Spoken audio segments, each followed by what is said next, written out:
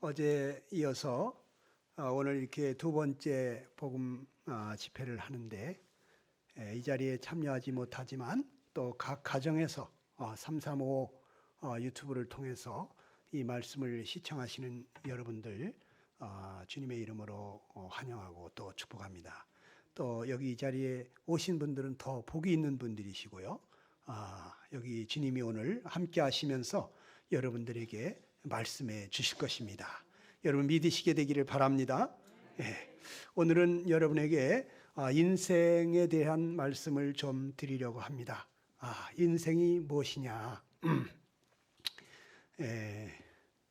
어제는 제가 장차 일어날 일에 대해서 말씀을 드렸는데 그런데 겁이 나셨다고 어떤 분이 왜 이렇게 겁을 주느냐고 그렇게 하셨다는데 여러분 저는 여러분들에게 겁주는 사람 아닙니다. 장차 일어날 일 성경에 아주 명확하게 예언되어져 있는 이런 일들을 우리 미연에 알고 그리고 대비하시는 그러한 지혜로운 여러분들이 되시기를 바라고 말씀을 드렸습니다. 오늘 이 시간에는 우리 인생이 무엇이냐, 어떤 사람들에게 제가 물어보면 말이죠. 잘 안 되나요?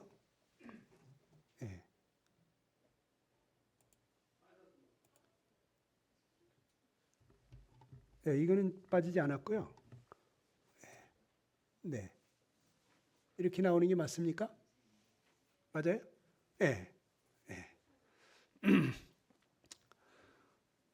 어떤 분에게 제가 인생이 뭡니까? 왜 사십니까? 하고 물었습니다.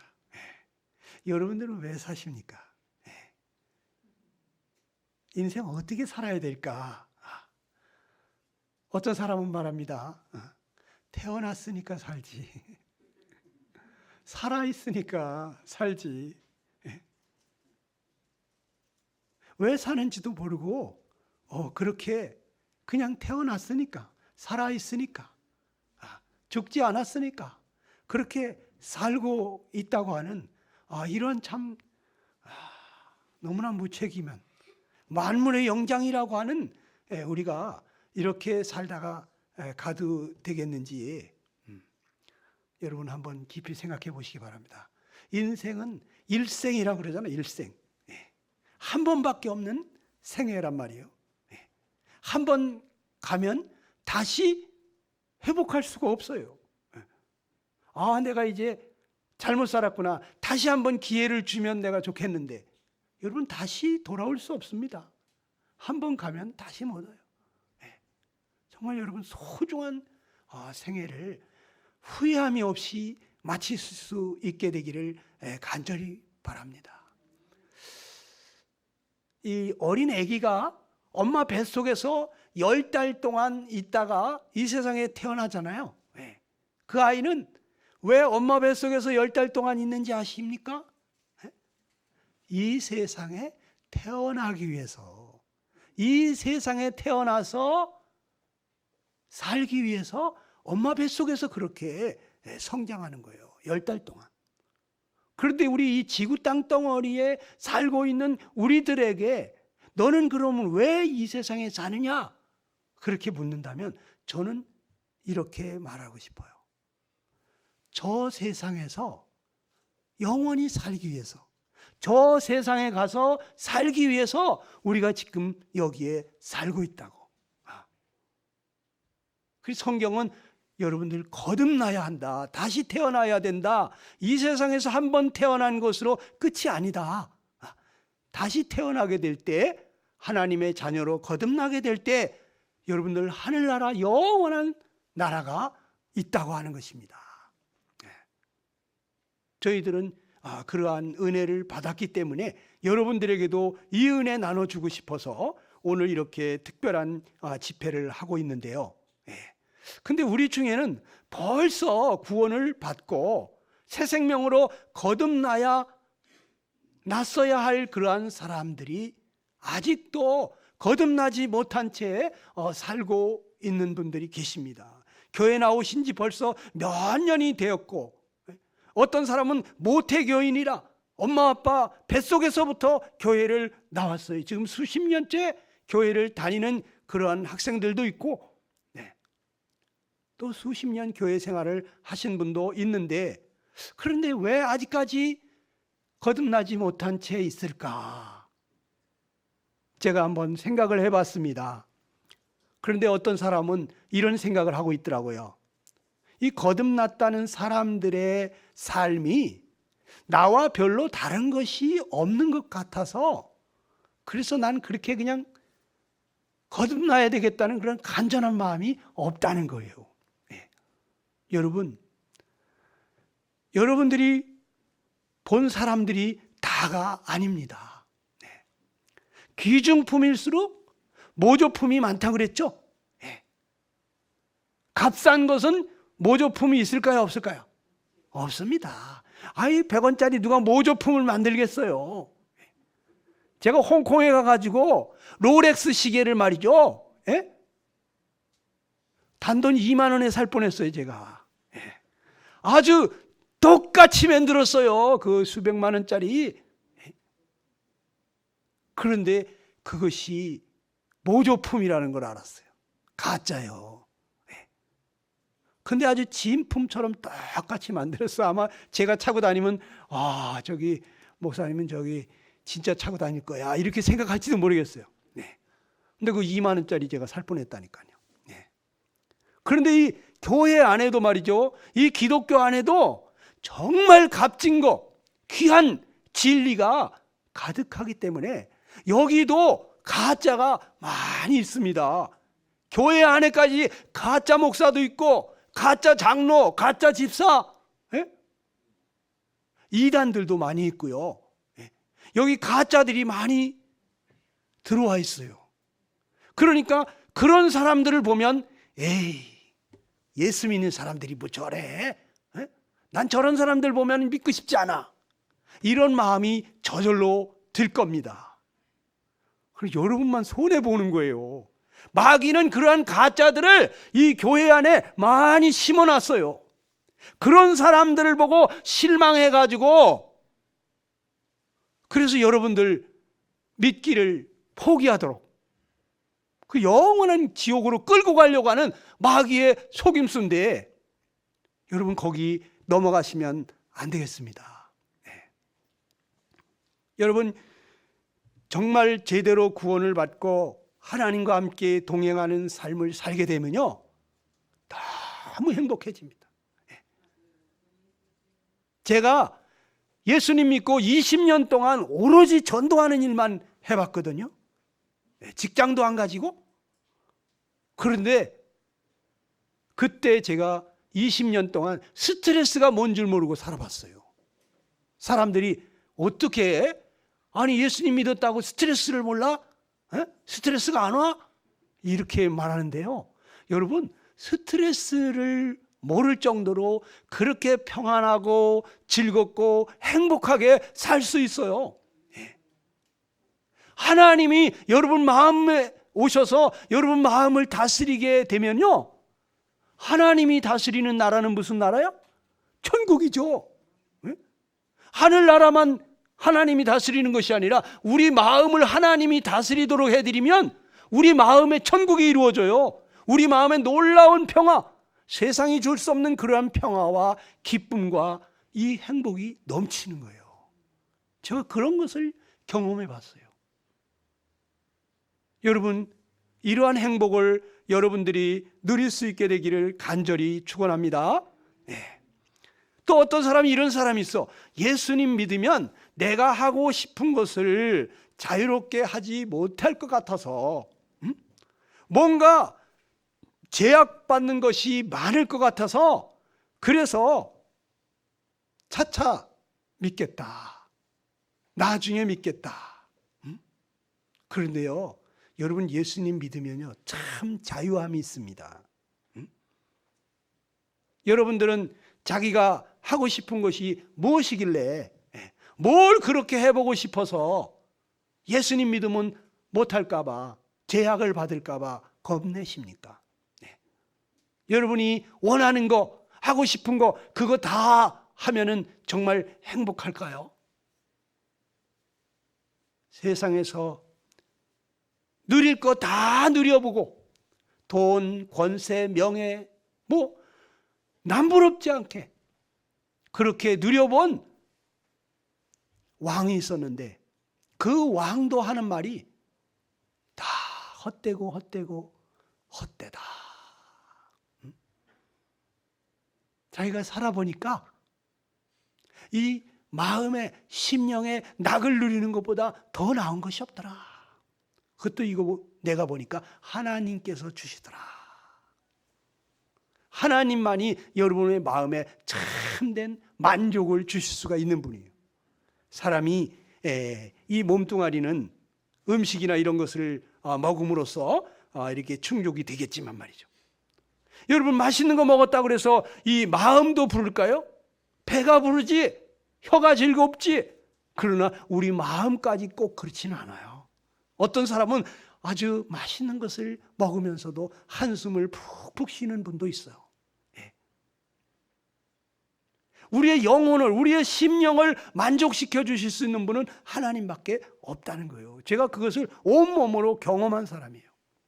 여러분, 왜 사람들은 자기가 원하는 것을 다 가지고도 행복하지 못할까?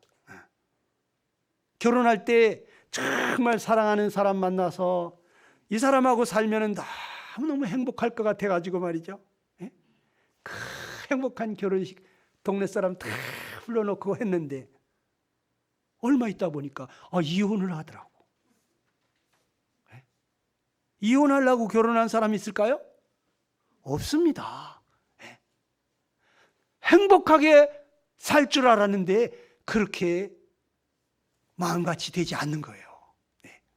내가 원하는 거 그것을 다 얻으면 여러분 정말 행복해지느냐? 어린아기가 엄마 품을 떠났는데 엄마하고 같이 가다가 잠깐 한눈팔 사이에 엄마는 계속 가고 있었고 아이는 딴짓하다가 엄마를 놓쳤어요. 이 어린아이가 막 울어보챕니다. 엄마를 찾습니다. 경찰관 아저씨가 가가지고 달래도 안 되고 지나가는 사람이 장난감을 줘도 안 되고 또 맛있는 걸 줘도 안 되고 이 아이는 뭘 갖다 줘도 계속 울어보챕니다. 그러다가 엄마가 나타나니까 이 아이가 그냥 얼굴이 활짝 펴지면서 말이죠. 엄마 품에 안기는 거예요. 더 이상 부족한 것이 없는 거예요. 어린아이는 엄마가 필요한 것처럼 우리는 하나님이 필요한데 우리를 지으신 하나님 아버지가 필요한데 그런데 우리가 하나님을 떠나서 행복을 찾으려고 하니까 무엇으로도 채워지지가 않는 거예요. 어떤 사람은 또 이래서 안 믿습니다. 나는 차차 믿으려고 한다 이거예요. 차차 믿으면 되지 않을까. 지금은 내가 너무 바쁘고 할 일이 많고 내가 나중에 믿을 거야. 안 믿는다는 건 아니야. 그런데 여러분 이 믿음이라는 것은 내가 믿고 싶다고 믿을 수 있는 것이 아닙니다. 내가 믿어야지. 믿습니다. 믿습니다. 그래가지고 믿어지는 거 아닙니다. 오늘도 어떤 분하고 한참 동안을 상담을 했어요. 그분에게 제가 끝날 때 얘기했습니다. 혹시라도 지금은 입으로 믿는다고 했지만 자꾸 의심이 나고 안 믿어지면 골방에 들어가세요. 골방에 들어가서 하나님 앞에 부르짖으면서 하나님 나는 믿는다고 했는데도 자꾸 의심이 납니다. 하나님 나 좀 살려주세요. 하나님 앞에 부르짖고 기도하라 그랬습니다. 여러분 이 믿음이라는 것은요 내가 믿겠다고 해서 믿어지는 거 아니에요. 이것이 정말 사실이구나 하는 것을 깨닫게 되면 저절로 믿어지는 거예요. 믿어지는 거예요. 이게 사실이로구나. 근데 그것을 알게 해주시는 분이 누구냐? 이게 바로 성령 하나님이 하시는 일이에요. 하나님이 여러분에게 이 성경 말씀이 사실이라는 것을 깨닫게 해주시면 갑자기 믿어지는 거예요. 이게 다 믿어지네? 이래. 제가 이 거듭나기 전에는 말이죠, 성경 읽으면 전부 다 이게 의심이 나는 거예요. 어떻게 처녀의 몸에서 예수님이 탄생했다는데 저는 그게 도저히 믿어지지가 않더라고요. 예수님이만 무리를 걸어가시더라고, 무리를. 그걸 어떻게 믿을 수가 있겠습니까? 어떤 사람은 그냥 눈을 뜨게 해주시고 앉은 병이 일어나게 하시고, 아니 죽은 사람까지 살리시더라고. 그걸 제가 어떻게 믿을 수가 있겠어요? 이거 성경은 전부 이거 거짓말. 무슨 신화 얘기같이, 신화. 그렇게 생각이 되고 안 믿어지더라고요. 그런데 어느 날 갑자기 성령이 제 눈을 열어주니까요, 성령님께서 이 말씀을 갑자기 그냥 쫙 깨달아지게, 믿어지게 해주시는 거예요. 그 다음부터는 하나님의 말씀이 그렇게 재밌어요. 달고 꿀송이 같아요. 전에는 그 재미가 없었다고, 성경 말씀이. 그런데 한순간에 성령 하나님이 오셔가지고 이것이 사실이라는 것을 믿어지게 해주시고 그 말씀을 쫙 풀어서 깨닫게 해주시니까 너무 성경 보는 게 재밌더라고요. 여러분, 거듭나게 되면 그렇게 됩니다. 근데 사람들은요, 보통 구원받지 못한 상태에 있을 때 이 영적으로 죽은 상태에 있거든요. 영적으로 죽었다고 하는 것은 우리 몸과 혼은 살아있어서 몸은 필요한 것을 채워야 돼요. 추우면 입어야 되고 배고프면 먹어야 되고, 그리고 혼은 뭐 생각도 하고 감정을 느끼기도 하고, 또 자기가 이것을 해야 되겠다 말아야 되겠다 의지적인 결단도 하고 다 해요. 그런데 이 영이 죽어 있으니까, 하나님은 영이시고 신령님, 악령, 이 신의 세계는 영의 세계거든요. 그런데 내가 영이 죽어 있으니까 영의 세계가 전혀 느껴지지가 않는 거예요. 여러분, 세상에서도 그렇잖아요. 어떤 사람이 죽으면 그 죽은 사람은 산 사람이 와가지고 아무리 통곡하고 울어도 알아요, 몰라요? 모르잖아요. 업어가도 모르고 불 속에 화장을 해도 모르고 땅 속에 묻어도 몰라. 왜 모를까? 혼이 떠났잖아요. 죽었으니까, 혼이 떠났으니까 이 혼이 있는 사람들이 슬피 울어도 모르는 거예요. 그런데 이 영이 죽은 사람은 영의 세계가 분명히 있는데도 전혀 모르는 거예요. 느껴지지가 않는 거예요. 전혀 알 수가 없는 거예요. 그래서 이것이 거듭나는 것이 비밀입니다. 하나님의 말씀과 성령으로 거듭난다고 했거든요. 여러분들이 하나님의 말씀을 이렇게 들을 때, 또 보면서 읽을 때, 이럴 때 갑자기 성령님께서 이 말씀이 사실이라는 것을 여러분의 마음 가운데 깨닫게 해주시고 믿게 해주시면서 사람이 갑자기 새 사람이 돼요. 성령이, 거룩하신 영이 여러분 마음 가운데 찾아오시는 거예요. 그런데 이 영이 보이질 않아요. 눈으로 볼 수가 없어. 그런데 본인은 알아. 본인은 아이고 성령님이 오셨나 보다. 본인은 알아요. 신기한 거예요. 바람이 불면은 바람이 안 보이잖아요. 그런데도 바람이 부는 거 느끼죠. 낙엽이 막 이렇게 날아가고 이렇게 깃발이 흔들리듯이 말이죠. 보이지는 않는데, 어디서 오는지 어디로 가는지 안 보이는데 바람이 있다는 거 알듯이 성령님이 눈으로 보이지 않는데, 아, 성령님이 오셨구나, 이거를 본인이 알아요. 근데 그 성령님이 오셔가지고 그 마음이 달라지고 가치관이 달라지고 인생관이 달라지고 그 사람의 마음 씀씀이가 달라지잖아요. 그러면 남들도 이제 알기 시작해. 저 사람 성령 받았구나. 저 사람 성령으로 거듭났구나. 저 진짜 예수쟁이 됐네. 이 사람들이 나를 알기 시작해요. 그래서 이 믿음이라고 하는 것은 내가 믿고 싶어서 되는 게 아니라 하나님이 계시해 주셔야 돼. 하나님이 계시가 없으면 하나님을 알 수가 없어. 하나님은 우리에게 보여주셔야 돼. 알게 해주셔야 돼요. 그래서 우리가 기도하는 겁니다. 하나님, 아니 하나님이 살아계시다는데 정말 하나님이 살아계시다면 저에게도 하나님이 살아계시다는 걸 정말 알게 해주십시오. 기도해야 됩니다. 이 성경이 하나님의 말씀이라고 진리라고 하는데 그것이 사실이라고 하면 저에게도 그거 깨닫게 해주십시오. 저 사람들 거듭났다고 하는데 이제 죽어도 천국에 간다고 저렇게 기뻐하고 즐거워하는데 정말 거듭나는 것이 사실이라면 나도 그러한 거듭나는 은혜를 경험하게 해주십시오 하고 여러분 기도해야 돼요. 저도 기도했어요. 저도 그렇게 기도했는데 정말 그 일이 이 세 가지가 동시에 이루어지더라고요. 성령이 오시니까 말이죠. 성경 말씀이 다 사실이라는 걸 깨닫게 되고 하나님이 살아계시다는 걸 알게 됐죠. 네. 여러분 기도하는 마음으로 이 시간 임하시게 되기를 바랍니다. 여기 하나님은 그런데 어떤 사람에게 하나님은 자신을 계시해 주시느냐? 겸손한 자에게 계시해 주십니다. 여러분 여기다가 물을 이렇게 붓고 싶으면 어떻게 해야 돼요? 이 주전자보다 이 컵이 밑에 있어야지 물이 들어가겠죠? 근데 이렇게 부으려고 하는데 이렇게 올라가 있으면 부어져요? 하나도 안 들어가잖아요. 이게 더 낮은 데 처해야 돼. 그래야지 물이 들어가잖아요. 그것처럼 이 겸손한 사람, 마음을 이렇게 낮추고 내가 알면은 얼마나 알겠나? 내가 경험을 했으면 얼마나 경험했다고? 나는 아는 것보다 모르는 게 많고 경험한 것보다 경험 못한 게 더 많고 하나님 제가 모르는 것이 있으면 가르쳐 주십시오.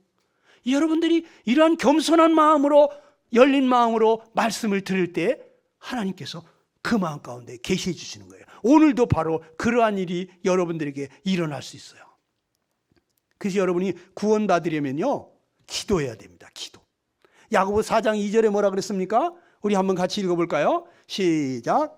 너희가 얻지 못함은 구하지 아니하기 때문이다. 구원받지 못하는 사람들은요 기도를 안 해요. 구하지를 않아요. 하나님 저를 도와주십시오. 저를 불쌍히 여겨주십시오. 하나님 앞에 구하라는 거예요. 예수님도 오셔가지고 뭐라 그랬습니까? 누가복음 11장 9절 이하에 구하라. 시작. 구하라 그러면 너희에게 주실 것이요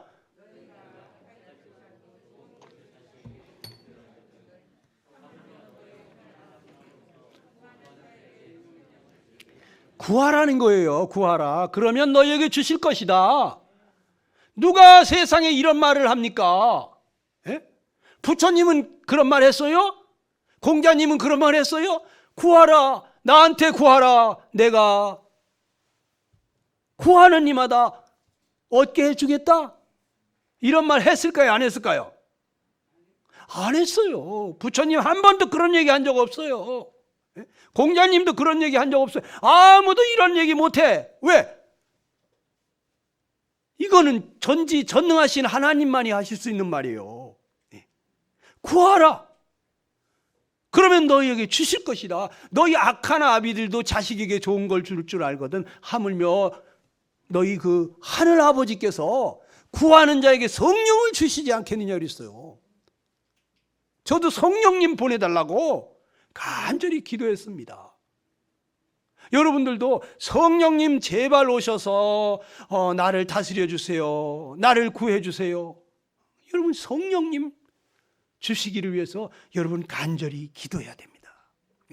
그럴 때 놀라운 일이 일어납니다. 성경은요 사람이 만일 온 천하를 얻고도 자기 목숨을 잃으면 무엇이 유익하리요 그랬어요. 사람이 무엇을 주고 제 목숨을 바꾸겠느냐 그랬습니다. 여러분 생명보다 더 귀한 것이 있습니까? 여러분이 전주에 있는 땅을 다 여러분 앞으로 등기를 해줬다. 아이고 얼마나 좋겠어. 아니 이 빌딩 하나만 여러분 이름으로 등기해줘도 너무 좋잖아요. 그렇죠? 그런데 그날 밤에 죽었어. 그러면 무슨 소용이 있어요? 아니 온 천하를 얻고도 자기 목숨을 잃으면 무엇이 유익하겠냐. 다 쓸데없다 이거예요. 무익하다는 거예요. 예? 여러분, 이 생명보다 더 소중한 것이 없어요. 그런데 이 생명을 갖다가 소중히 여기지 않는 사람들이 많아요. 저기 알프스 산에 가게 되면 말이죠, 온 산이 그냥 다 겨울이 되면 눈이 덮여 있습니다. 그런데 이 양떼들이 먹을 것이 없으니까 그 눈 덮인 산을 계속해서 올라간답니다. 산을 올라가면 또 산이 있고, 산을 올라가면 또 산이 있고, 산을 그냥 넘고 넘어 몇 달 동안 막 그렇게 넘기도 합니다. 그러니까 산을 넘어서 이렇게 먹을 것을 찾아서 푸른 풀밭을 찾아가는데, 나중에 보니까 아이고 저 남쪽에 그 비탈길에 햇빛이 비쳐가지고 거기는 아주 푸른 풀이 봄날을 만나가지고 쫙 자라나고 있는 거예요. 그래서 앞에 가던 양이 말이죠, 아이고 여기 먹을 게 이렇게 많네. 그래가지고 그냥 그 풀밭으로다가 막 뛰어간답니다. 그러면 앞에서 양떼들이 막 뛰어가니까 뒤에 가는 양떼들은 왜들 뛰지? 뭐 짐승이 나타났나? 늑대가 나타났나? 사자가 나타났나? 겁을 먹고서 뒤에서 그냥 막 앞에 있는 양처럼 그냥 앞에 있는 양떼를 따라서 막 달려간답니다. 그래, 앞에 있는 양들은 지금 먹을 걸 보고 달려가는데 한참 달려가다 보니까 뒤에서 그냥 엄청나게 많은 양떼들이 막 겁을 먹고 달려드니까요, 저 뒤에 늑대나 사자가 나타났나? 왜 이렇게 달려오지? 그래가지고 앞에 가는 양떼들은 더 겁을 먹고 더 빨리 뛰는 겁니다. 그래서 막 앞에 가는 양떼들은 뛰고 뒤에 가는 양떼들도 겁을 먹고 뛰는데 한참 뛰다 보니까 낭떠러지가 나타나는 거예요. 낭떠러지가. 아이고 여기 멈춰야 되는데 멈출 수가 없어요. 뒤에 있는 양들이 계속해서 달려오고 있기 때문에. 그래서 양들이 말이죠, 그 수백 마리 양들이 그냥 낭떠러지 밑으로 떨어지는데, 그 강물에 말이죠, 얼음이 녹은 그 강물에 하얀 양떼들이 그 빠져가지고 죽어서 물 위에 둥둥 떠다닌다는 거예요.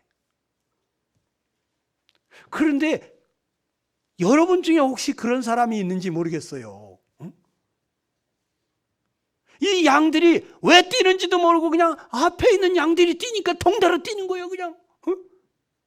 그러니까 우리 중에도 보면 다른 사람들이 저렇게 사니까 아이고 저게 인생인가 보다, 저렇게 사는 것이 인생인가 보다, 그러면서 그냥 자기도 같이 그냥 그 사람들처럼 다른 박질하는데 왜 사는지도 몰라, 왜 뛰는지도 몰라. 그런 사람이 우리 가운데 있는지 모르겠습니다. 인생 왜 사는지도 모른 채 남들이 그렇게 사니까 나도 이렇게 사는 것이 인생인 줄 알고 그저 그렇게 살고 있지는 않은지, 나는 어디서 왔는지 또 어디로 가는지도 모른 채, 여러분 죽음이 기다리고 있는데도 모르고 그저 오늘도 남들처럼 그저 그렇게 살고 있지는 않은지, 여러분은 어떻습니까? 저희 집사람은 처녀 때 좋은 직장을 다니고 있었는데, 남들이 부러워하는 그런 직장을 다니고 있었는데 뭐 월급 잘 나오고 세계 여행 다 돌아다니고 아주 그냥 그렇게 잘 나가는 사람이 인생 맨날 똑같으니까 아침 먹고 달려가서 회사에 허겁지겁 들어가서 정신없이 일하다가 점심 먹고 피곤하면 또 커피 먹고, 커피를 하루에 12잔도 먹었답니다. 졸음 깨고 정신 차리고 일하려고. 그것도 저녁 먹고 피곤하면 그냥 또 호텔 커피숍 가서 또 마시고, 또 그냥 호텔 사우나 가고 하여튼 이렇게 그냥 호화로운 생활을 했는데도 맨날 똑같은 삶을 살다가 보니까 아니 그 다람쥐 쳇바퀴 도는 것 같이 말이죠, 아무리 뛰어도 제자리에서 뛰고 있는 다람쥐가 얼마나 참 자기는 나름대로 그냥 어디 고향을 향해서 가는지 자기 그 집으로 찾아가는지 막 달리는데 달려도 제자리에서 돌아가는 다람쥐 쳇바퀴 도는 것처럼 인생이 말이죠, 맨날 똑같은 인생을 사는 걸 보면서 야, 이게 인생인가? 이렇게 살다가 이렇게 고생하다가 죽는 게 인생인가? 아유, 그러면 차라리 일찍 죽는 게 낫겠다. 그래가지고 몇 번씩 자살을 시도하려고 했다는 거예요. 이 젊은 사람이 글쎄. 여러분, 우리 인생이요, 이렇게 살다가 그렇게 끝나는 것이 인생일까요? 여러분 잘 생각해 봐야 됩니다. 나는 산다고 잘 살아보려고 열심히 달리지만 그 양들처럼 말이죠. 저 앞에 있는 푸른 풀밭을 바라보고 달려가는 양들은 그것을 먹기 위해서 달려가고, 뒤에 있는 양들은 뭔지 모르지만 그냥 남들이 뛰니까 같이 뛰면서 살려고 뛰는데, 그런데 죽음이 그 앞에 기다리고 있었다는 거죠. 그래서 성경은 우리에게 이렇게 말해줍니다. 잠언 14장 12절에 뭐라 그랬어요? 다 같이 한번 읽어봅시다. 시작.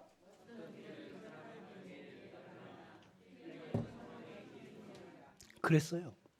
어떤 길은 정말 내가 보기에 이 길이 내가 가야 될 길인 것 같고 바르게 가는 줄 알았는데 그게 사망의 길이더라는 거예요. 그런 일이 많이 있습니다. 여러분, 이 배를 보니까 무슨 생각이 나요? 무슨 배? 세월호잖아요. 세월호. 이 세월호 사건 여러분 다 알죠? 온 세상이 아주 떠들썩했던 안산의 단원고 학생들 300여 명이 수학여행 가다가 뒤집어진 이 배. 여러분 아시잖아요. 여기 일반인들하고 학생들하고 약 476명이 탔는데 구조된 사람이 172명, 사망하고 실종한 사람이 304명. 겨우 36%가 살아나고 나머지 다 죽었다고요. 400여 명 중에서 300여 명이 다 죽었어요. 그런데 그날 그렇게 배가 뒤집어질 줄 알았던 사람이 있을까요? 아무도 없었죠. 한치 앞을 모르는 거죠. 우리가 한치 앞을 모르는 거예요. 그런데 사람들은 생각합니다. 남들이 막 죽어가는 얘기, 암이 걸렸다는 얘기, 이런 얘기 들을 때 그거는 남들의 얘기인 것 같아. 나한테 그게 금방 그렇게 찾아올 것 같지가 않아요. 착각 속에 사는 거예요. 하나님은 우리에게 말씀하십니다. 전도서 9장 12절에 뭐라 그랬습니까? 우리 같이 읽어봅시다. 시작. 대저 사람은 자기의 시기를 알지 못하나니 물고기가 재앙의 그물에 걸리고 새가 올무에 걸림같이 인생도 재앙의 날이 호련히 임하면 거기 걸린다 이거예요. 사람은 자기 시기를 알지 못한다 그랬어요. 물고기가 재앙의 그물에 걸리듯이. 물고기가 그 앞에 그물이 쳐진 줄 알았더라면 거기로 그냥 가겠습니까? 그런데 왜 물고기가 그물에 그렇게 많이 잡혀요? 바로 앞에 지금 죽음이 기다리고 있다는 것을 몰라. 물고기가 갑자기 그물에 걸리는 것처럼 새가 올무에 걸리는 것 같이 인생도 재앙이 날이 호련히 임하면 거기 걸린다는 거예요. 여러분 우리도 언제든지 죽을 수 있어요. 여기 우리 젊은 학생들은 아이고 죽는 거는 저 할아버지 할머니들 몫이고 나는 아닐 것 같지? 그렇지도 않아. 저 서울대학병원 가보세요. 그 어린이 병동이라고 있거든요. 3살짜리 2살짜리 어린아이들이 그냥 꽉 찼어요. 입원실이 없을 정도로. 그냥 그 혈관도 잘 보이지 않는데 거기다 닝게를 꽂고 말이죠. 산소 마스크 낀 애들도 있고 그 어린아이들이 그렇게 또 죽어가더라고. 내가 지금 살아있다고 이게 산 게 아니에요. 너희 인생이 무엇이냐? 잠시 있다가 없어지는 안개와 같다 그랬어요. 안개가 세상에 뽀얗게 차 있을 때는 아이고 세상을 다 덮고 있는 것 같죠? 근데 해가 떠가지고 쨍쨍 비치게 되면 말이죠. 언제 안개가 있었느냐 싶으면 그냥 쾌청하지 않습니까? 우리가 세상을 다 가진 것 같고 그래도요 한순간에 우리가 죽습니다. 그래서 하나님은 우리에게 말씀하십니다. 전도서 12장 1절입니다. 다 같이 시작. 너는 청년의 때 곧 권고한 날이 이르기 전 나는 아무 낙이 없다고 할 때가 가깝기 전에 너의 창조자를 기억하라 그랬어요. 너의 창조자를 기억하라 이거예요. 하나님 만나야 된다. 하나님 나를 왜 창조하셨습니까? 왜 나를 만물의 영장으로 지으셨습니까? 내가 어떻게 살기를 원합니까? 내가 죽으면 어떻게 되는 겁니까? 여러분들이 하나님을 만나야 되는 거예요. 나는 아무 낙이 없다고 정신도 없어가지고 어떤 사람은 뇌졸중으로 쓰러져가지고 그냥 의식이 없는 사람도 있어요. 근데 아직까지 예수님을 못 믿었어. 이 사람 그냥 가면은 분명히 지옥에 갈 것 같은데. 한 번은 저희 친척 중에 한 분이 그런 분이 있었습니다. 근데 이분은 말이죠, 제가 전도하러 가면 저희 삼촌 중에 한 분이신데, 너 그런 얘기 자꾸 하려면 우리 집에 오지 마라. 얼마나 기분이 나쁩니까? 나는 당신을 위해서 하는 말이에요 지금. 정말 그 지옥에 가면 안 된다, 천국에 꼭 우리 같이 갑시다 하는 얘기인데, 그런 얘기 하려면 우리 집에 오지 말라는 거예요. 그런데 이분이 여러 차례 말씀을 들려주기는 했지만 갑자기 쓰러졌어요. 의식이 없어요. 그래서 저희 이모님하고 또 간절히 그냥 기도하고 찾아갔습니다. 그게 갔는데 진짜 의식이 없더라고요. 삼촌, 우리 왔어요. 아무리 깨워도 일어나지 않습니다. 그래 기도하고 이제 막 가려고, 삼촌 우리 가요. 다시 또 올게요. 그리고 막 가다가 뒤를 보니까 눈을 딱 떴어요. 어이구, 삼촌이 눈을 떴네? 이모님하고 다시 가가지고, 삼촌, 내 얘기 들리느냐고. 그리고 손을 잡아보라고. 그랬더니 손을 이렇게 잡더라고요.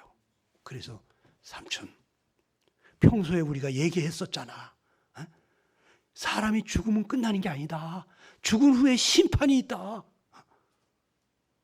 그러면서 우리가 그 심판받지 않고 그 지옥에 가지 않고 천국에 갈 수 있도록 예수님께서 하신 일을 참 말씀드리고, 그리고 제가 기도할 때 마음에 그런 같은 마음이면 속으로 따라서 기도하라고 그랬어요.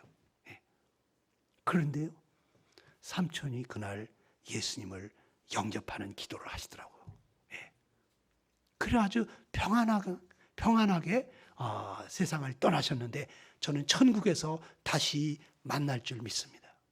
근데 어떤 사람들은요, 완전히 정신을 잃고 다시 깨어나지 못하는 사람도 있어요. 갑자기 그렇게 되는 거예요. 그러니까 나는 아무 낙이 없다고 할 그러한 때가 오기 전에 너의 창조자를 기억하라는 거예요.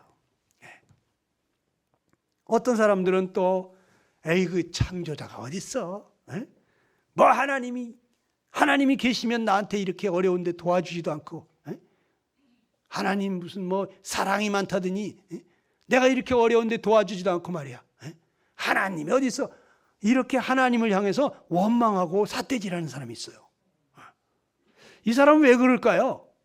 보니까 이 사람은요, 자기 주제를 모르는 사람이에요. 자기가 지금 현재 위치가, 자기가 어떤 사람인지를 몰라서 그래. 여러분, 이 배 어디서 봤죠? 영화에도 나오는데. 무슨 영화에 나오죠? 타이타닉이라는 영화에 나오잖아요. 타이타닉. 이게 어마어마하게 큰 유람선인데, 여기에 아주 그냥 수천 명이 탈 수 있는 그러한 유람선, 아주 기가 막히게 잘 만들어놨죠. 그런데 이 유람선이 절대 부서지지 않는다고 했는데, 이것이 대서양에서 빙산을 만나가지고 그냥 쪼개졌습니다. 수천 명의 사람들이 그 차가운 얼음바다 거기에서 빠져 죽어갔습니다. 이 구조 보트에 탄 사람들은 얼마 안 됩니다. 그런데 여러분, 거기에 물에 빠진 사람들이 지금 한결같이 원하는 게 뭘까요? 누가 와서 나 좀 도와줘. 나 좀 살려주세요. 나 살려주세요. 살려주세요. 사람 살려. 얼마나 부르짖었겠어요. 그렇죠? 근데 사람들 보고 왜 이제 왔어? 왜 안 오는 거야? 삿대질하고 원망할 자격이 있을까요? 그 물에 빠져 있다가 건짐을 받아가지고 구조된 사람은 그 사람은 선택받은 사람이요. 그 사람은 지금 축복받은 사람이라고요. 예? 다 물에 빠져서 죽어갈 수밖에 없는 상황이요. 누구를 원망할 자격도 없고 권리도 없어요. 예?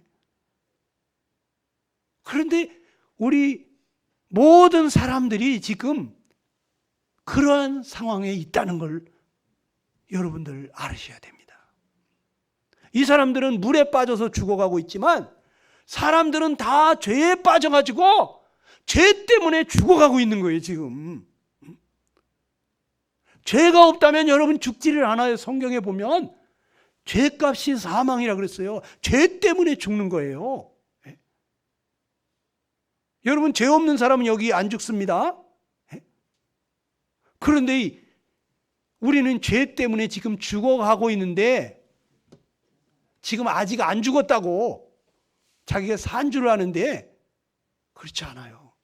여러분 조금 있으면 다 죽습니다. 여기 오래 걸리지 않고 돌아가실 분 노인들도 있고 좀 더 살다가 갈 학생들도 있습니다. 네. 순서가 조금 차이가 있을 뿐이지 우린 다 죽어요. 지금 우리가 해야 될 일은 뭐예요? 나 좀 살려주세요. 나를 이 죄에서 건져주세요. 물에 빠진 사람들이 자기를 이 바다에서 건져달라고, 나 좀 살려달라고 울부짖어야 하는 것처럼 우리는 하나님한테 하나님 나를 이 죄에서부터 건져주세요, 나 좀 살려주세요 하고 부르짖어야 되는데 하나님이 어딨어? 이렇게 원망하고 있으면 원망할 자격이 있어요? 하나님한테 뭐 잘해드렸어요? 하나님이 무슨 빚 졌어요? 여러분들이 하나님한테 삿대질할 권리가 있습니까? 여러분들이 여기에서 이 죄에서 건짐을 받고 구원을 받아서 영원한 생명을 얻게 된다면 여러분은 선택받은 사람들이고 축복받은 사람들인 거예요. 이거를 알아야 돼요. 그래 인생이 무엇이냐? 성경은 우리에게 이렇게 말합니다. 이사야 53장 6절입니다. 시작.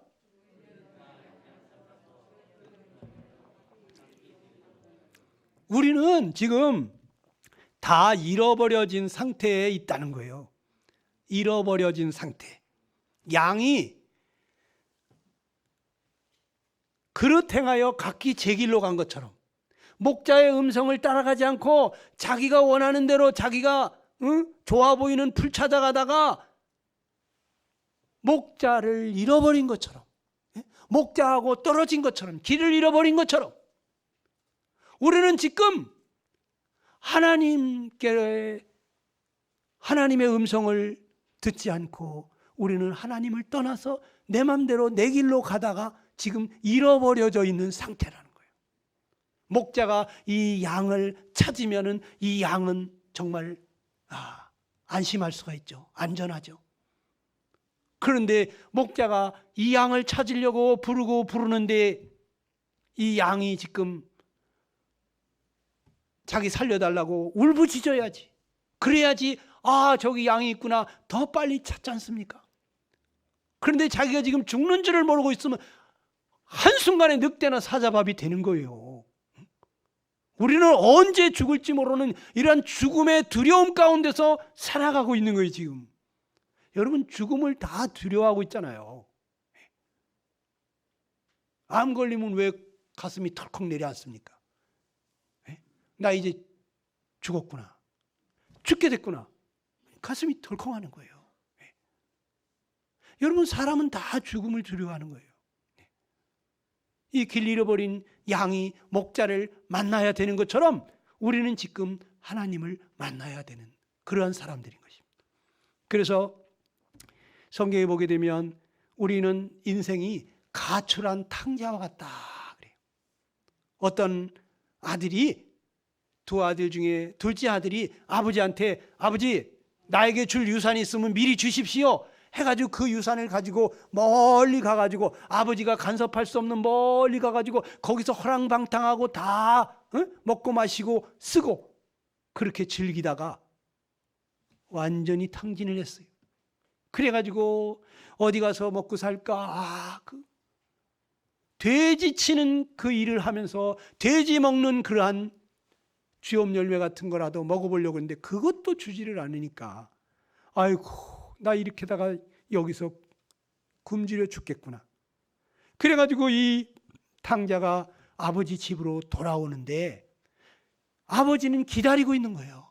아버지는 날마다 이 자식이 오늘은 어디 가서 밥은 제대로 먹고 있을까? 잠은 제대로 자고 있을까? 늘 이 아들 생각에 잠이 안 오는 거예요. 잠이. 밥맛이 없는 거예요. 여러분 부모들은 말이죠. 자기 자식을 잃어버리잖아요. 그럼 이 얼굴에 미소가 사라져. 웃음이 사라져요. 여러분 여기 젊은 사람들 잘 생각하셔야 돼. 가출하고 막 그냥 나 때렸지? 나 나갈 거야. 그래가지고 막 가출해버리면 그러면 좋을 것 같죠? 집 나가는 순간 그때부터 이제 고생 시작하는 거예요. 집 나가면 고생이라고. 집에 있으면 이 부모님이 다 먹이고 입히고 돌아봐 주잖아요. 그런데 집 나가면 자기가 해야 되잖아. 그냥 쇠 빠지게 고생하면서 어디 가서 빌부터라도 잠을 자야 되잖아요. 그러니까 날마다 고생하고 또 누구한테 맞아 죽을지 모르니까 두려워하고 죽음을 두려워하고 또 날마다 어떻게 살지 하는 근심 걱정 속에서 살잖아요. 이게 바로 인생이라는 거예요. 인생. 우리가 하나님을 떠나서 하나님 간섭 안 받으려고 하나님을 떠나와 가지고 지금 이 세상에서 이렇게 고생하고 있는 거예요. 이게 인생이라는 거예요. 하나님은 지금 어떻게 하고 있을까요? 아들아, 딸아, 제발 돌아와라. 내가 너 때문에 잠 못 잔다. 밤이나 낮이나 졸지도 주무시도 아니하시면서 우리를 기다리고 계시라고요. 하나님이 두 팔 벌리고. 이거 빨리 알고 돌아가야 되는데 안 돌아가면 이건 불효막심한 거예요. 불효막심한 거예요. 그래서 성경은 우리에게 이렇게 말씀해 주고 있습니다. 하나님을 떠난 우리 인생이 어떤지를 말해주고 있는데 시편 90편 10절 말씀 우리 한번 같이 읽어봅시다. 시작.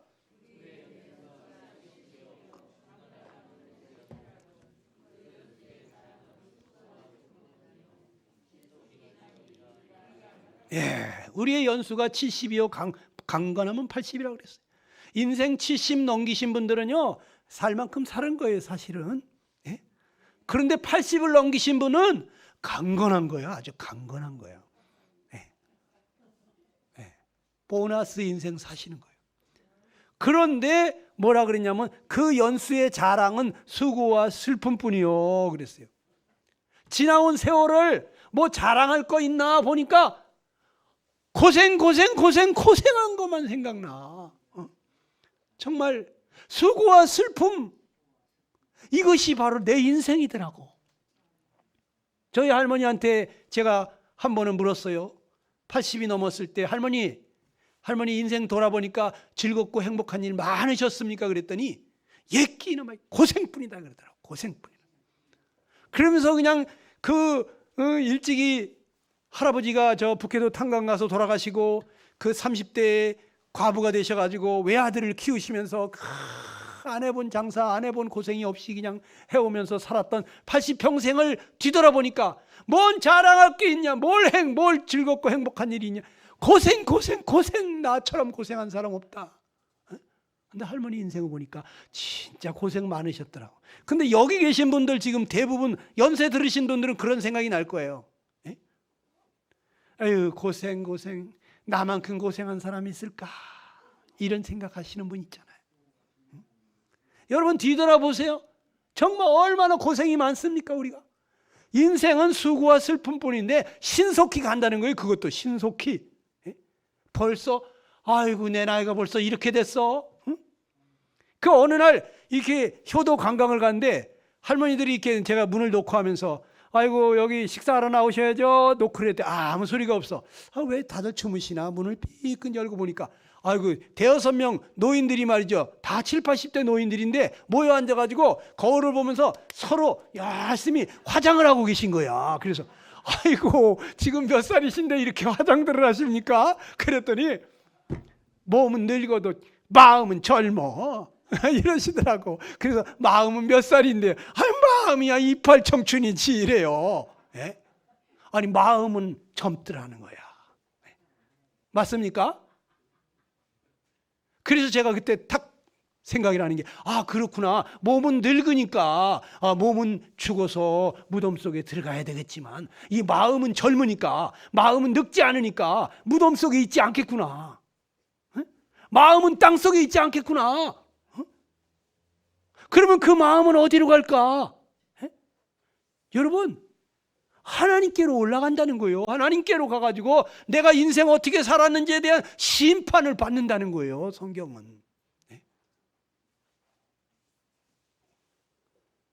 그래서 이 전도서 1장 13절에 보면은 하늘 아래서 뭐라 그랬습니까? 시작. 하늘 아래서 행하는 모든 일을 궁구하며 살핀즉 이는 괴로운 것이니 하나님이 인생들에게 주사 수고하게 하신 것이라 그랬어요. 하늘에서 내려다보니까 인생은 괴로운 것이다. 하나님이 인생들에게 수고하게 했다. 고생하게 하셨다는 거예요. 집 나가면 고생인데 고생 안 하게 말이지. 그렇게 하면은 그 자식 돌아오겠습니까? 고생이 되니까 우리 어머니 아버지 집에 가면 내가 이렇게 고생 안 할 텐데 이런 생각이 나잖아요. 군대 가가지고 그냥 막 그 고생하게 되면 우리 어머니 아버지는 나를 이렇게 고생시킨 적이 없는데 이 나쁜 놈들이 나를 이렇게 고생을 시키네. 눈물이 막 나잖아요. 어버이 은혜 노래 부르라 그러는데 그냥 눈물이 철철철철 흐르잖아요. 여기 저 남자분들은 이해가 될 거야. 군대 가가지고 막 훈련 받다가 어버이 은혜 노래 부르라 그러다가 눈물 흘린 거. 여러분 우리가 이 세상에서 고생이 돼야 하나님 품으로 가게 돼 있어. 하나님 찾게 돼. 등 따시고 배부르면 하나님 안 찾아요. 그래서 하나님이 하나님 떠난 인생들에게 괴로운 인생, 수고로운 삶을 허락하신 거예요. 왜 이렇게 인생이 고생하고 있느냐? 성경은 이런 말을 하죠. 내 백성이 두 가지 악을 행했는데 생수에 근원된 나를 버린 것이 그것이 첫 번째. 두 번째는 스스로 웅덩이를 판 것인데 그것은 물을 저축지 못할 터진 웅덩이와 같다 그랬어요.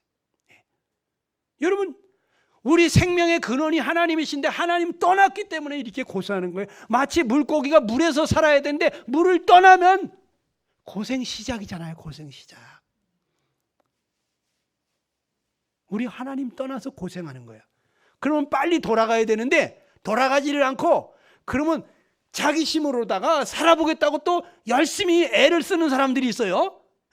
하나님이 어디서 내 힘으로 살아야지. 그래가지고 혼자서 막 웅덩이를 파고 말이죠. 하늘에서 뭐 안 도와주면 내가 웅덩이 파가지고 여기다가 물 저축했다가 이걸로 물 뿌리면서 농사 지으면 되지 뭐. 내 힘으로 살아보겠다고 애를 쓰는데 그 물이 가만히 있냐고.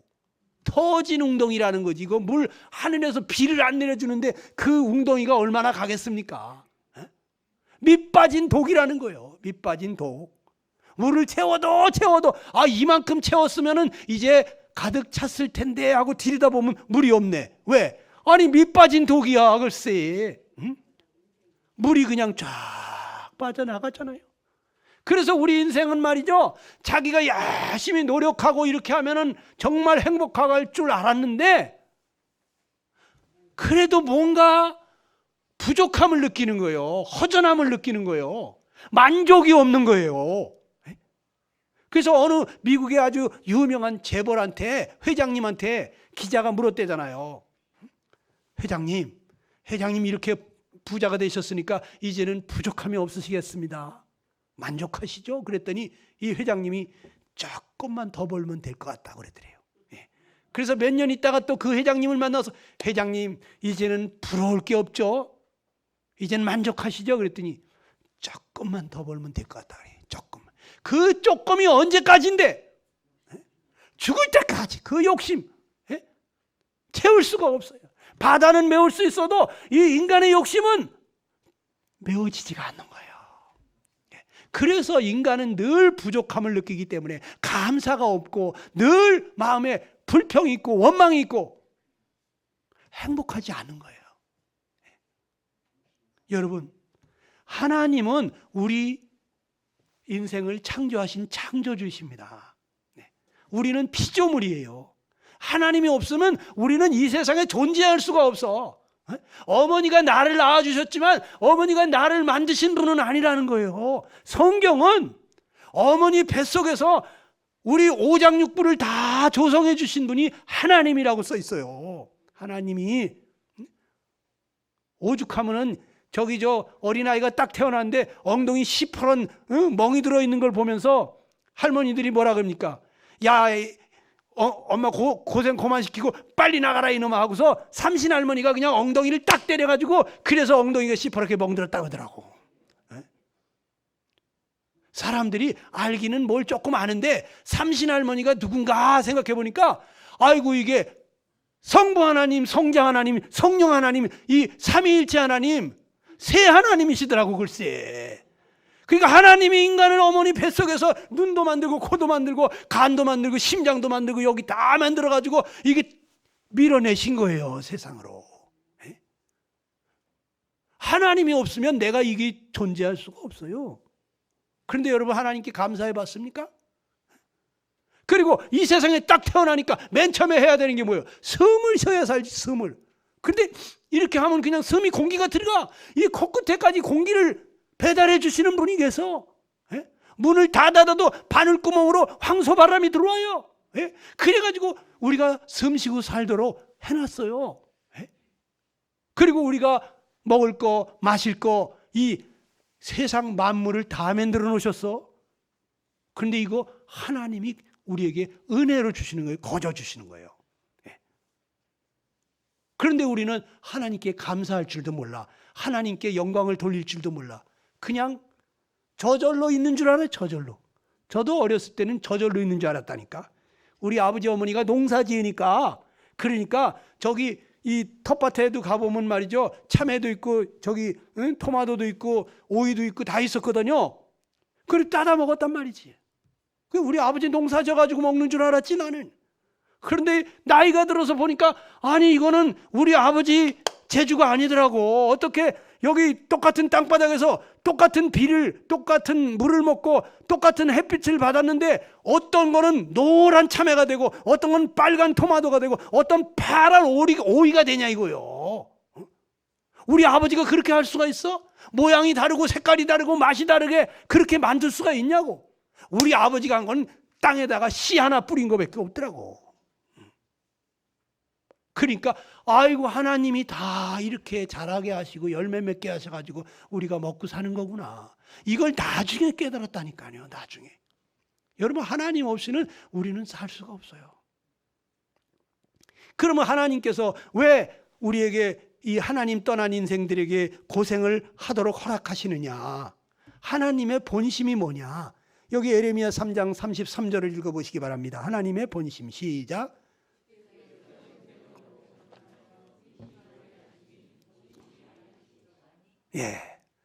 우리가 이렇게 고생하면서 근심하면서 하루도 근심 걱정 없이는 살 수 없는 이러한 삶을 살게 하시는 것이 이것이 하나님의 본심은 아니라는 거예요. 자식들이 고생하는 게 부모의 본심일까요? 아니죠. 부모는 자식들이 아주 편하고 즐겁고 행복하게 살기 원한다고. 그런데 왜 하나님은 우리 인간이 이렇게 고생하면서 근심하며 살게 하셨느냐? 자기 잘못을 뉘우치고 돌아오라고 하는 거예요. 돌아오라고. 하나님 떠나서 죄 가운데 사는 우리 인생들, 길 잃어버린 집 떠난 우리 하나님께로 돌아오라고 그러시는 거예요. 지금 우리 인생은 하나님께로 돌아가게 하기 위해서 잠깐 동안 이 세상에 고생하며 근심하며 살게 하시고 계신 것입니다. 아멘. 이걸 빨리 깨달아야 돼. 이게 전부가 아니에요. 이 세상이 전부가 아니라는 거예요. 어떤 학생이 말이죠, 엄마한테 종아리를 맞는데 이 물파까지 종아리를 걷어놓고 말이죠, 그리고 엄마가 종아리를 사정없이 회초리로다가 때리는데 제가 봐도 그냥 종아리가 시뻘겋게, 응? 이게 곧 피가 터져 나올 것 같아. 그런데 이 아이가 말이죠, 눈물을 뚝뚝 떨어뜨립니다. 그랬더니 그때 엄마가 하는 말이, 아들, 너 우냐? 엄마는 속으로 울고 있다. 너 살갗이 아프냐? 엄마는 마음이 아프다. 맞는 자식도 아프지만 때리는 부모 마음도 아프다고. 그런데 왜 때리냐고. 왜? 사랑하기 때문에. 잘못을 뉘우치라고, 고치라고, 고치고 돌아오라고. 우리가 이렇게 고생하면서 살게 하시는 이유가 뭐냐? 하나님이 우리의 죄를 뉘우치고 하나님 떠나가지고 내 맘대로 살겠다고 가출한 우리들이 하나님 품으로 잘못했다고 돌아가는 거, 뉘우치고 회개하고 돌아오기를 기다리는 거예요. 그래서 하나님의 본심이 뭐라고요? 오직 너희를 대하여 오래 참으사 아무도 멸망치 아니하고 다 회개하게 이르기를 원하시느니라. 하나님이 원하시는 게 뭐냐? 우리가 다 회개하고 돌아오는 거예요. 자기 잘못을 뉘우치고 하나님께로 돌아오기를 원하는 거예요. 그렇지 않고 이 세상이 전부인 줄 알고 살다가 죽으면 여러분 죄 가운데서 망하는 거예요.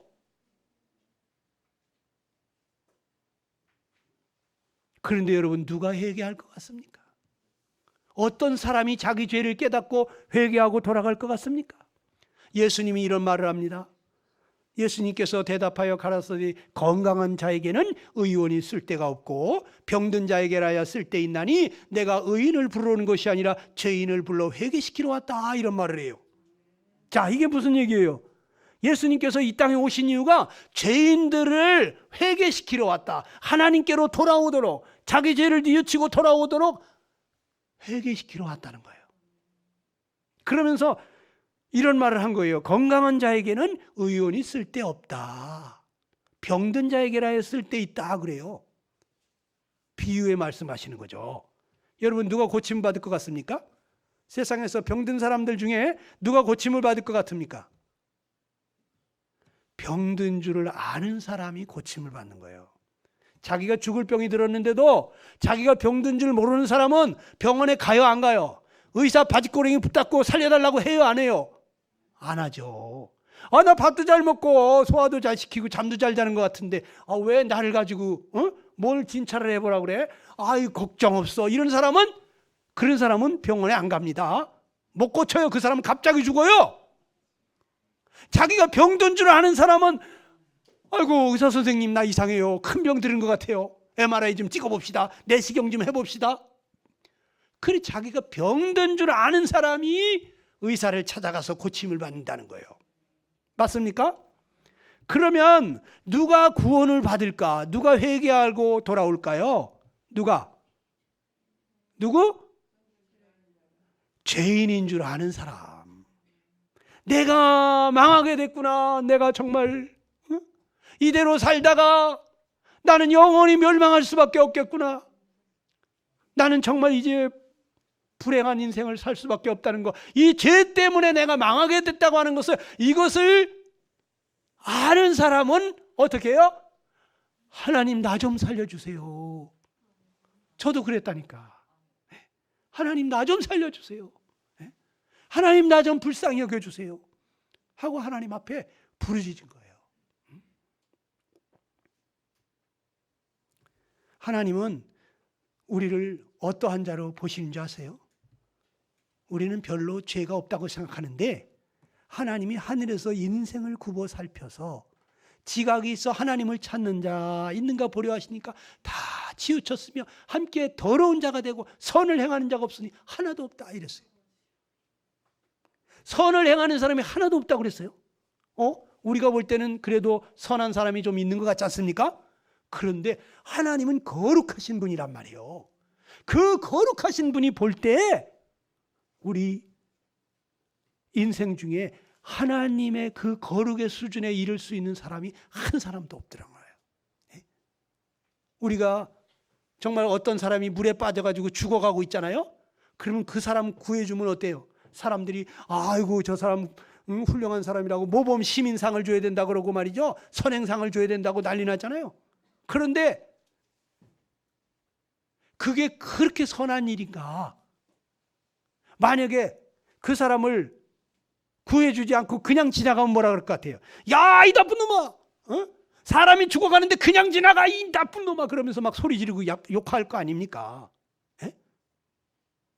이거 죽어가는 사람을 살리는 거는 인간이라면 기본 도리예요. 기본적으로 해야 될 일이라고. 하나님이 원하는 선은 무엇이냐면 원수를 사랑하는 거야. 하나님을 온 마음과 목숨과 뜻과 힘을 다해서 하나님을 사랑하는 것이 그것이 첫째 선이고, 두 번째 선은 뭐냐면 자기 이웃을 자기 몸처럼 사랑하는 거예요. 서로 사랑하면서 살아야 이것이 하나님이 선하다 그러는 거예요. 그런데 우리는 어떻습니까? 나한테 잘하는 사람한테는 잘하지만 나한테 못되게 하는 사람한테는 좋은 게 안 나가잖아요. 우리 부모가 볼 때는 자식들이 서로 우애하면서 서로 아껴주고 서로 사랑하고 그러면 부모 마음이 좋아요, 안 좋아요? 너무 좋죠. 하나님도 마찬가지예요. 우리 하나님이 만드신 사람들이 서로 사랑하고 아껴주고 자기 몸처럼 그렇게 위해주면은요, 하나님 마음이 흐뭇하다고. 그런데 그냥 막 이놈 저놈 하면서 막 죽일 놈 살 놈 하면서 말이죠. 이러면 하나님 마음이 얼마나 아프시겠냐고. 너를 핍박하는 자라 할지라도 축복하고 너 원수도 사랑해줘라. 이것이 하나님이 말하는 선인데 우리 중에 그런 사람이 어디 있어요? 원수는 그냥 죽여버리고 싶은 게 원수 아닙니까? 너 잘 만났다, 한판 해보자, 그냥 막 이렇게 하고 싶은 게 원수인데, 그런데 원수를 어떻게 사랑하냐고. 아니, 나를 괴롭히는 사람을 어떻게 축복을 해주냐고, 복을 빌어주냐고. 이게 어려운 일이거든요. 그런데 그렇게 하는 사람을 보고 뭐라 그래? 하나님이 너 선하다, 너 착하다. 그 하나님이 그런 사람이 있나 찾아보니까 선을 행하는 자가 있다 없다? 하나도 없도다. 우린 다 하나님 앞에 갈 만큼 그러한 깨끗한 사람이 없는 거예요. 그래서 하나님이 우리 인간을 보면서 하시는 말씀이 너희는 만물보다 거짓되다. 너희 마음이 심히 부패했다는 거예요. 우리 인간은요, 거짓되다는 거예요. 난 지금까지 한 번도 거짓말한 적 없어요. 누구 속인 적 없어요. 시침이 뗀 적 없어요.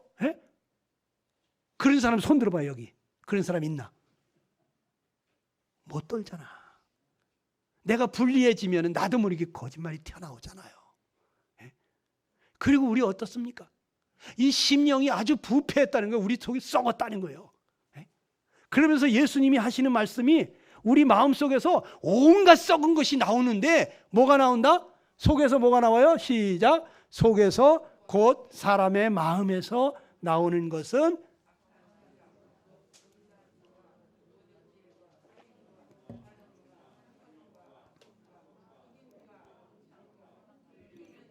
회방과 교만과 광팬이, 이 모든 악한 것이 다 속에서 나와서 사람을 더럽게 하느니라. 사람의 마음에서요, 이 악한 생각이 나온다는 거예요. 악한 생각. 악한 생각 한 번도 안 해봤어요? 막 그냥 이가 갈리게 막 그냥 막 어떻게 저걸 그냥 안가품을 하고 싶고 어떻게 한번 골탕을 한번 먹이고 싶은 그런 그 악한 생각 한 번도 안 납니까? 우리 학생들은 아직 안 날 수도 있지.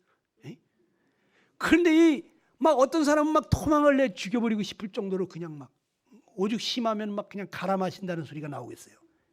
얼마나 악한 말입니까 이게? 악한 생각이 이 속에 있어요. 음란한 마음이 이게 속에 있어요. 음한 마음이. 그게 도적질하는 거. 자기 거 아닌데도 말이죠. 아무도 안 보면 그냥 가져가 버리고 싶은 그러한 이 마음이 우리 속에 있다는 거예요. 또 살인하는 마음, 미워하는 거죠. 미워. 모든 살인은 미움에서 나오는 거거든요. 미우니까 죽이는 거예요. 밉지 않으면 안 죽입니다.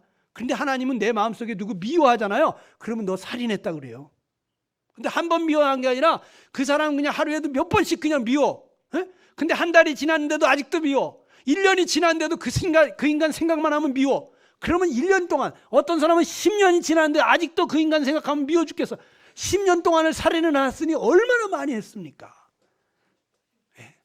그러니까 지옥 가는 거예요. 여러분, 우리 마음속에 이 간음하는 마음, 탐욕, 욕심, 저절로 탐심이 난다는 거예요. 저절로 견물생심이라. 좋은 것 보면 갖고 싶은 마음이 든다는 거예요. 또 이 악독한 거, 또 속이는 거, 음탕한 거, 흘기는 거, 또 회방하는 거. 내 것이 안 될 것 같으면 네 것도 못 되게 하겠다 말이에요. 그런 그 회방하는 마음, 또 교만한 마음. 나도 배울 만큼 배웠는데 네가 나를 무시해? 네가 뭔데 지적질을 해? 이러면서 막 화를 내면서 싸우는 거 왜 그래요? 교만하기 때문에. 자랑하고 뽐내고 의시되고 말이죠. 우쭐대는 거, 이거 다 교만이에요. 이런 것들이 죄라니까. 근데 이런 것이 속에 드글드글하다는 거예요. 우리 속에. 이거 말고도 어마어마하게 많죠. 우리 속에. 왜 법전이 그렇게 두꺼운지 아십니까? 사람이 별의별 죄를 다 지니까. 여러분, 그래서 하나님은 우리에게 말씀하십니다. 사람은요, 평강이 없대. 평강이. 한번 같이 읽어봐요. 이사야 57장 20절 시작. 오직 악인은 그 물이 진흙과 더러운 것을 늘 솟쳐내는 요동하는 바다와 같으니라. 내 하나님 말씀에 악인에게는 평강이 없다 그랬어요. 여러분, 뜬물 찌꺼기 같은 거 가만 놔두면 쫙 가라앉아 있죠. 근데 그거 막 이렇게 휘저으면 어떻게 돼요? 그 찌꺼기 올라오잖아요. 사람도 그렇다는 거예요. 누가 나를 자꾸 건드리면 화가 나온다는 거예요. 이 속에서 죄가, 이 찌꺼기가, 이 죄의 그 찌꺼기들이 올라온다는 거예요. 이 바다의 물이 깨끗해 보여도 파도가 계속 와서 치면은 말이죠. 그 바닷가에 그 더러운 진흙 찌꺼기, 그 하수구, 그 더러운 찌꺼기 깔아앉았던 것이 이게 막 올라오잖아요. 그러니까 이 진흙과 더러운 것을 쏟구쳐내는 그 요동하는 바다와 같이 사람의 마음은 이 평강이 없다. 건드리지만 않으면 법 없이도 살 것 같은데 건드리면 이 속에서 그냥 온갖 죄악의 찌꺼기가 올라오는데 왜 잠자는 사자를 건드리냐고 그러고 말이죠. 가만히 있는 사람 왜 건드리냐 그러고 이러면서 막 싸우잖아요. 우리는요, 이게 와서 누가 자꾸 충동질하고 우리를 무시하고 이렇게 하면은요, 이 속에서 그냥 안 좋은 것이 올라옵니다. 그 저는요, 제 간증을 하고 마치겠어요. 제가 대학을 들어갔는데, 그런데 이 대학을 졸업하면 어떻게 살까? 어떤 직장을 가야 되겠는데, 그러면 그 직장을 한번 잡으면 사람이 평생 그렇게 살다가 죽지 않습니까? 교편을 잡으면 교편 잡고 가다가 이제 은퇴해가지고 뭐 머리 희끗희끗하고 허리 쉬면은 그냥 집에서 연금이나 받고 살다가 죽지 않습니까? 그러니까 이 무슨 직업을 가질지가 그게 바로 내 인생이 되겠더라고요. 그래서 앞으로 나는 그러면 어떻게 인생을 살까? 이걸 생각하다가 보니까 뭐니 해도 뭐니가 있어야 되겠어. 이 돈. 돈이면 다 되는 것 같더라고요. 그래서 이 돈을 많이 벌어야 되겠다. 그런데 돈 가진 사람을 막 좌지우지하고 기부금 내라 그러면 막 수백억씩 뺏기는 걸 보면서 이거 돈을 안 뺏기려면 권세를 잡아야 되겠구나. 그런데 이 권세 가진 사람도 부정부패하고 그러면 다시는 안 찍어준다 그러니까 이거 명예가 있어야 되겠구나. 그래야지 권세를 유지하죠. 그런데 이거 다 있어도 내가 원하는 직업이 아니면 아이고 나 이 꼭두각시 인생이네. 그래서 내 적성에 딱 맞는 직업이라 해야 되겠다. 그래서 이 돈과 권세와 명예와 이 적성에 맞는 그러한 직업을 가지려고 생각을 해보니까요, 대학을 졸업하고 대학원을 나오고 박사학위를 땄고 한 12년간은 그냥 계속 공부만 해야 되겠더라고. 그래서 12년 후에 그러면 나는 참 이 목표를 달성하기 위해서 어떤 사람이 될 것이냐. 그래서 내 적성에 딱 맞으면서 돈과 권세와 명예가 따르는 이러한 일을 찾았는데 그것을 이뤄보려고 하니까 그냥 보통 결심해가지고는 안 되겠어요. 그래가지고 제가 혈서를 쓴 거 아니에요, 혈서. 종지에다가 피를 받아가지고 미래의 암흑의 지광령이라고 혈서까지 써놓고 책상 서랍에다 붙여놓고 맨날 그 서랍 열어보고 공부하고 그랬다니까요. 그런데 내가 왜 그랬는가 보니까 이게 제가 행복하게 살고 싶어서 그랬던 거예요. 행복하게. 여러분들도 행복하게 살고 싶죠? 근데 진짜 행복이 뭡니까? 여러분, 행복은요, 성경이 이렇게 말해주고 있어요. 사람이 먹고 마시며, 시작. 사람이 먹고 마시며 수고하는 가운데 심령으로 낙을 누리게 하는 것보다 나은 것이 없나니 이것도 내가 본즉 하나님의 손에서 나는 것이다. 여러분, 이 마음이 즐거워야지 행복이라는 거예요. 이것보다 더 나은 것이 있다 없다? 없다는 거예요. 마음이 즐거워야지 행복해지는 거예요. 맞습니까? 여기 연세 들으신 분들은 다 아멘이 될 거예요. 그런데 나는 그것을 생각을 못하고 돈 많이 벌면 행복해질 줄 알았는데, 아유, 돈 많이 버는 사람들, 그 돈을 그냥 수조 원씩 가지고 있는 사람이 자살을 하더라고. 글쎄, 저 돈 가지고도 행복하지 못한가 보다. 근데 권세 중에 제일 높은 권세가 뭐예요? 대권이죠. 대통령 권세. 최고 높은 권세 가진 사람도 그러면 행복하겠지. 이리 오너라 그러면 이리 오고 좌지우지할 수 있으니까. 그런데 아이고, 대통령 권세 가진 사람도 아이고 못 해먹겠다 하더니 어느 날 보니까 자살하더라고. 지금 대통령 권세 가진 사람들 감옥에 많이 가 있죠. 여러분, 대통령도 그렇게 행복한 게 아니더라고. 그래서 이 권세를 가지고도 행복이 안 되는구나. 그러면 내가 명예를 가지면 수많은 사람들이 나를 박사님, 교수님 하면서 막 따르고 말이지, 존중하고 인정하고 그러면 좋지 않을까 했어요. 그런데 이 교수님도 글쎄 자기 부모를 죽이더라고. 그래서 뭐가 부족해서 이 페루나 짓을 하나. 이 뭐가 부족하니까 그렇죠. 행복하면 자기 부모를 죽이겠어요? 그래서 이게 이 명예도 사람을 행복하게 못하는구나. 또 어떤 사람은 뭐니 해도 건강이 좋아야 돼. 근데 건강만 하면 그냥 다 됩니까? 그것도 아니더라고. 그래서 그러면 어떻게 해야 되느냐? 이 행복한 삶을 살고 싶은데, 그리고 외적인 것을 다 가져도 안 된다는 걸 하나님이 저한테 가르쳐 주시는데 이 말씀하시는 거예요. 로마서 7장 15절 말씀. 내가 행하는 것을 내가 알지 못하노니 곧 내가 원하는 것을 행하지 아니하고 도리어 미워하는 것을 하더라는 거예요. 이 말씀을 딱 보는 순간에 아이고, 이거 내 얘기인데 나는 정말 내가 왜 그러는지 모르겠어. 내가 원하는 것을 행하지 않냐고 자꾸 미워하는 것을 하더라고. 부모님께 효도하고 싶은데 나도. 그런데 어떤 때는 부모 속을 뒤집더라고 내가. 동생하고도 사이좋게 지내고 싶은데 어떤 때는 동생을 내가 막 패더라고 그냥. 친구들하고 사이좋게 싸우지 않고 지내고 있는데 어떤 때 친구들하고 막 싸우더라고. 욕심 안 부리고 싶은데 저절로 욕심이 부려지더라고. 모든 사람하고 화목하게 지내고 싶은데 어떤 인간은 꼴뚜비기 싫더라고. 모든 사람 사랑하면서 관대하게 하고 싶은데 어떤 인간은 그게 안 돼요. 미워 죽겠어요. 그래서 내가 원하는 것을 하지 못하고 자꾸 이렇게 원치 않는, 내가 미워하는 것을 행하는 것을 전 봤어요. 제가 어렸을 때부터 한번 돌이켜 봤더니 제가 일기장도 많이 썼는데 일기장에 보면은 나는 왜 그럴까 이런 얘기가 많이 있더라고. 보니까 나는 왜 그럴까. 친구들하고 사이좋게 놀고 다시는 싸우지 않으려는데 오늘도 누구랑 싸워가지고 머리통이 깨졌다.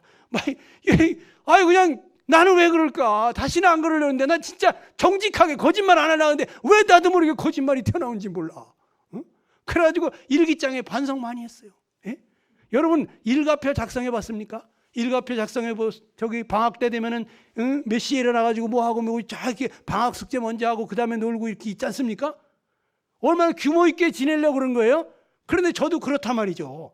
그런데 이것이 첫날은 잘 돼. 첫날은 6시 오늘 일어나야지. 딱 일어나가지고 제자부터 하고 말이죠.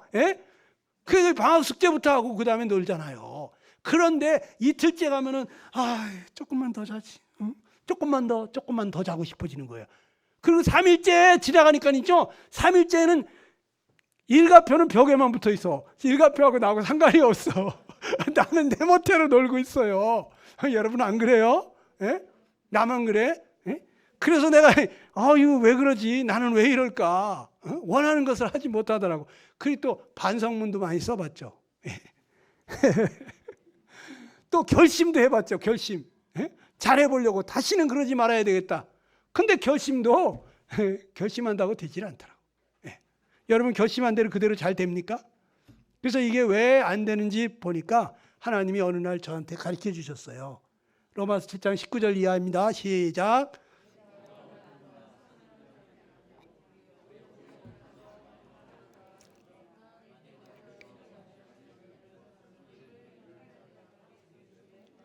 그렇죠. 내가 자꾸 선을 행하고 싶지만 원치 않는 악을 행하는 이유가 뭐냐? 내가 원치 아니하는 그것을 하는 게 내 속에 죄가 있어서 그런 거예요. 죄가. 내 속에 죄가 있다 보니까 자꾸 이 욕심이 올라오고 미움이 올라오고 화가 올라오고 이 악독한 게 올라오고 거짓말이 올라와. 이 속에 그 찌꺼기 같은 깔아앉아 있는 죄가요. 상황이 되면 환경이 되면 올라오더라고. 그래서 제가 어느 날은 이러한 집회하고 나서 강둑에 앉아가지고 하나님 앞에 그 회개를 하게 되는데 어렸을 때부터 지은 죄가 쫙 생각이 나더라고요. 예. 그래서 막 펑펑 울면서 하나님 내가 어렸을 때 그런 적도 있습니다. 하나님 내가 잘못했어요. 네 그런 적도 있습니다. 근데 왜 이렇게 생각이 나는지 몰라. 영화 필름 돌아가듯이 그냥 쫙 생각이 나는 거예요. 그날. 예? 하나님이 하셨겠지? 그래가지고 막 눈물 콧물 흘리면서 회개를 했습니다. 그러면 이제 속이 시원하고 말이죠. 저기 이제 다시는 죄를 안 져야 되잖아요. 그런데 내가 가만히 생각해 보니까 욕심이 또 생기더라고. 아니 그 미운 인간 생각해 보니까 또 밉더라고. 와, 그러니까 나는 회개를 해도 죄가 안 없어지는 거야. 내가 죽기 전에는 이 죄가 나한테서 빠져나가지를 않는 거예요, 그냥. 그래서 하나님 앞에 두 손 들은 거예요. 하나님 나 좀 살려주세요. 회개를 해도 죄가 안 나가. 잘못 먹은 건 토하면 없어지는데 이 죄는 아무리 토하면서 잘못을 뉘우쳐도 이 죄가 빠져나가지를 않더라는 거지. 그래서 하나님 앞에 제발 성령님 내 마음속에 오셔서 성령님 나를 이 죄로부터 좀 다스려 주세요. 죄에서 나를 좀 건져 주세요. 나 좀 살려 주세요. 하고 제가 두 손 다 들고 항복을 한 거예요. 항복. 그럴 때 하나님께서 저를 불쌍히 여기시고 하나님 말씀을 막 생각나게 하시는데 갑자기 하나님 말씀이요 믿어지기 시작해요. 믿어져. 막 믿어지는데 마음이 그렇게 평안하고 좋더라고. 예. 그래서 제 삶이 완전히 새 삶이 됐습니다. 그래가지고 제가 전도만 하러 돌아다녔는데 한 20년 돌아다녀 봤는데 하나님이 한 끼도 굶기지를 않아. 예? 스트레스가 뭔지 모르고 살아봤어요. 하나님이 나를 다스려 주시니까 하나님의 평화, 하나님의 기쁨이 내 마음에 가득하는 거예요. 하나님이 오시니까 이제 죄 짓는 것보다 선하게 하고 의롭게 사는 것이 더 좋더라고요. 내가 달라지더라고요. 여러분 기도합시다. 이 시간에 우리 한번 다 같이 기도할 때 하나님 저는 선하게 바르게 살고 싶은데 왜 잘 안 될까요? 하나님 나 좀 도와주세요. 하나님께 여러분 이 시간 기도하시기 바랍니다. 하나님, 하나님 나는 정말 이 죄에서부터 벗어나고 싶은데 하나님 나를 불쌍히 여겨 주십시오. 여러분, 하나님께서 여러분을 찾고 계십니다. 회개하는 자를 찾고 있습니다. 회개하라. 그런 사람에게 하나님은 성령을 선물로 주신다 그랬어요. 이 시간에 하나님 앞에 하나님, 제가 죄인입니다. 하나님, 저를 불쌍히 여겨 주십시오. 저는 바르게 하고 싶은데 잘 되지는 않습니다. 하나님 나를 불쌍히 여겨 주십시오. 성령님 제발 제 마음속에 오셔서 나를 이 죄로부터 건져 주십시오. 여러분 주님 앞에 간절히 기도하시기를 바랍니다.